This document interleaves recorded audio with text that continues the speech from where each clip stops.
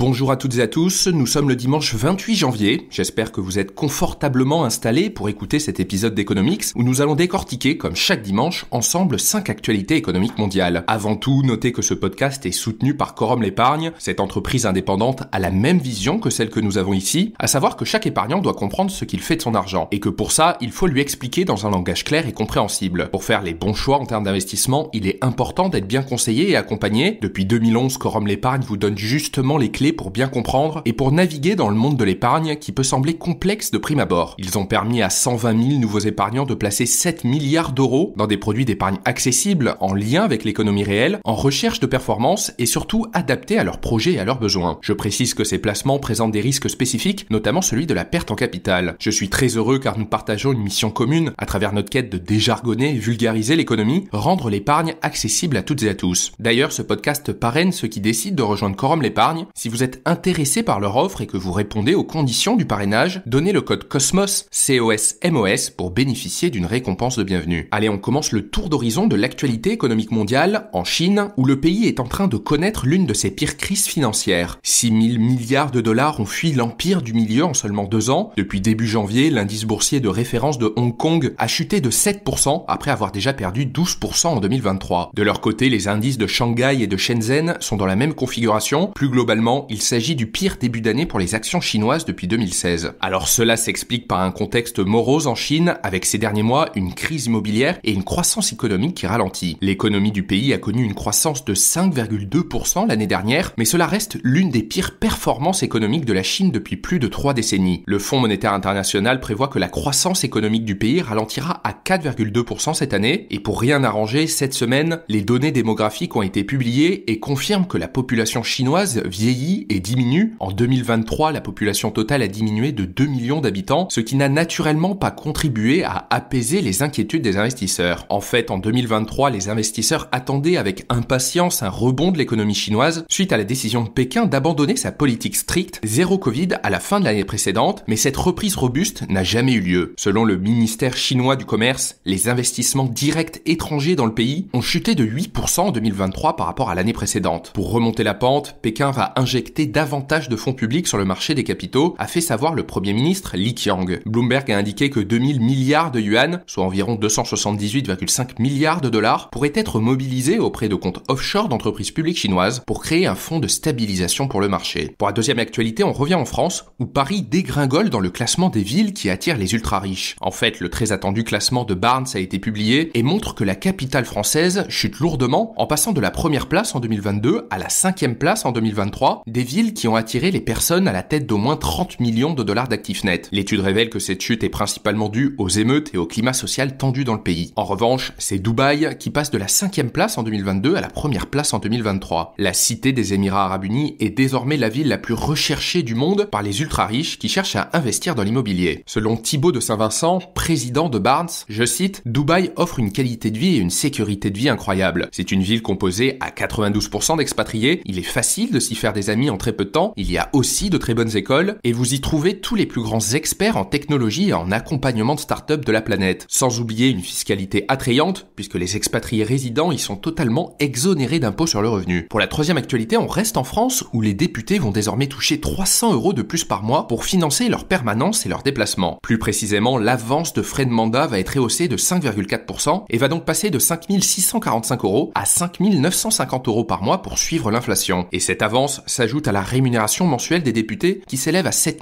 637 € par mois. Alors pour bien comprendre, cette avance de frais de mandat de 5 950 € par mois sert aux députés pour couvrir les dépenses liées à leur mandat ou à des missions spécifiques. Par exemple, cette enveloppe peut servir pour des frais de transport, des frais d'hébergement ou encore embaucher des assistants ou des collaborateurs. Petite nouveauté, les députés ont élargi l'enveloppe des frais de mandat à la prise en charge des frais de garde d'enfants, à condition que les élus ne sollicitent pas de déduction d'impôts dans un même temps. En revanche, théoriquement, chaque dépense est contrôlée et les sommes non utilisées doivent être restituées à la trésorerie de l'Assemblée nationale. La plupart des groupes politiques ont témoigné leur soutien à cette mesure de revalorisation, à l'exception de la France Insoumise qui s'est abstenue. De leur côté, l'Union syndicale des collaborateurs parlementaires, qui n'est pas concernée par cette mesure, dénonce notamment le fait que les collaborateurs embauchés via cette enveloppe d'avance de frais de mandat soient souvent au nombre de 3 ou 5 et certains payés à temps partiel au niveau du SMIC. Pour la quatrième actualité, on s'intéresse aux tensions dans la mer Rouge. En fait, l'ONU tire la sonnette d'alarme sur le prix du fret mondial qui est en train d'exploser. Il a augmenté de plus de 100% en 6 mois, soit l'une de ses hausses les plus puissantes des 20 dernières années. Alors cette envolée du prix du fret s'explique en grande partie par les tensions qui continuent dans la mer Rouge entre les Houthis du Yémen et les forces armées américaines et britanniques, ce qui a engendré une réduction de 42% du trafic commercial qui transite par le canal de Suez en seulement 2 mois. Selon Jan Hoffman, un responsable au sein de l'ONU, la baisse du transit des pétroliers est de 18%, celle des cargos de vrac, donc pour le grain, le charbon, etc., est de 6%, et les transports de gaz sont à l'arrêt. Pour rappel, depuis novembre, les Houthis du Yémen disent viser les navires en mer Rouge et dans le golfe d'Aden qu'ils estiment liés à Israël en solidarité avec les Palestiniens à Gaza. De leur côté, les États-Unis ont exhorté la Chine à faire pression sur l'Iran qui arme les Houthis pour arrêter les attaques en mer Rouge. Jusqu'à présent, au moins 33 attaques des Houthis contre des navires commerciaux ont eu lieu. Plus globalement, les perturbations du commerce en mer Rouge sont d'autant plus inquiétantes que plus de 80% du commerce mondial de biens se fait par voie maritime. Selon Jan Hoffman, des perturbations prolongées sur des routes commerciales majeures pourraient affecter les chaînes d'approvisionnement mondiales, entraîner des délais pour les livraisons de biens, mais aussi engendrer une augmentation des coûts et un risque d'inflation. Pour la dernière actualité, on s'intéresse à la mobilisation des agriculteurs qui continue en France. Ces derniers ont annoncé bloquer l'accès à des stations de ski. Une trentaine de tracteurs a pris place au croisement des autoroutes A43 et A48. De fait, il est impossible de prendre l'autoroute pour aller vers Chambéry et Grenoble depuis Lyon jusqu'à au moins mardi prochain, a fait savoir les agriculteurs sur place. Malgré les annonces de Gabriel Attal ce vendredi, les agriculteurs réclament une simplification des normes environnementales, de meilleures rémunérations ou encore la mise en place de leviers pour compenser la taxation du gasoil non routier. Le respect de la loi Egalim est également l'un des principaux sujets de contestation. Pour faire simple, cette loi entrée en vigueur il y a quelques mois vise à protéger le revenu des agriculteurs en leur garantissant une juste rémunération pour leurs produits. Mais face à un contexte inflationniste qui pousse les consommateurs à être plus attentifs au prix, certains supermarchés ont cherché à contourner cette réglementation en faisant appel à des fournisseurs étrangers proposant des tarifs plus avantageux, notamment en Belgique, aux Pays-Bas ou encore en Espagne. Face à ces infractions, le ministre de l'économie Bruno Le Maire a annoncé des mesures de répression. Il promet de doubler les contrôles sur la loi Egalim et menace d'appliquer de lourdes sanctions pour les acteurs ne respectant pas cette réglementation. Les actions des agriculteurs devraient donc reprendre de la vigueur en début de semaine. Les deux principaux syndicats, la FNSEA et les jeunes agriculteurs, ont notamment appelé à un blocus de Paris. De son côté, le directeur général de Lidl France, Michel Biérot, met en garde contre des problèmes d'approvisionnement qui touchent désormais plusieurs de ses magasins. Vous êtes de plus en plus nombreux à écouter le podcast. Merci pour votre confiance. Pensez à mettre une note à ce podcast sur la plateforme que vous écoutez. Ça m'aide beaucoup à mettre en avant ce contenu. Merci encore et on se retrouve dimanche prochain pour un nouveau tour d'horizon.